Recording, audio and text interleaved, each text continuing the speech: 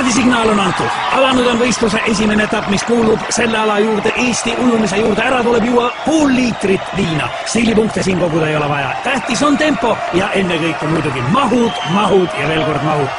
Ott, muide, kui huvitav fakt, väljaspool seda kuninglikku ala Eesti ujumist on tegu täiskärsklasega. Ütlesin küll, et stiilipunktid siin ei loe, aga soliidsust säilitades ka sellel raskel hetkel näete Märti.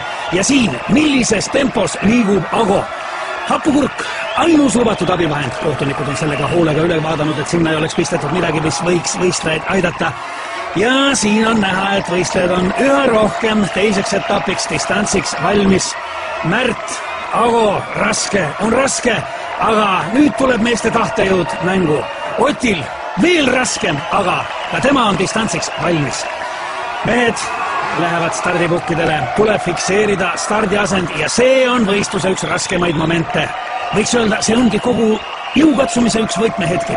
Väga paljud on pidanud alla vanduma just selles faasis, aga nemad ei ole ka finaalis. Siin on ju 4 kõige kangemat, aga ka neil on raskusi.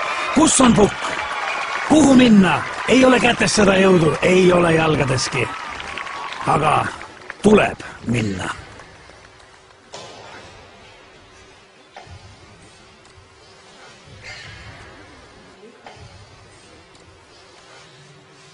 Kas nüüd on kõik kohtunikule meelepärane? Kas võistlejad on stardiasendi kätte saanud? Jah. Kõlas vahestardisignaal. Väike hetk peataolekut, aga juba favoriit kogub ennast ja asub teele võidu suunas. Ago samal ajal stardipukilt lahkumata on mees põrandal ja see jäi tema viimaseks stardiks. Võistlus aga kestab. Märt kokkupuutel veega uppus tema, võib-olla isegi enne. Indrek, suurmeister on startinud väga võimsalt, tõsi küll, suund ei ole päris see, mis ta olema peaks, aga see ei kahanda tema soorituse väärtust, soorituses ära. Taamal on näha, et üllatuslikult on rajal veel Ott Tartust, kes ujub koera, aga kuidas?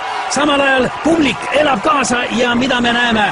Indrekul on ilmselgeid raskusi ja ruudulik kohtuniku käes näitab võistluse enneaegset lõppu. Ott on võitnud, on uus meister puhtalt sellega, et pidas lõpuni vastu. Rahvas on hullumas, ei ole kedagi, keda see draama ei jätaks ükskõikseks. Milline üllatus, millised emotsioonid!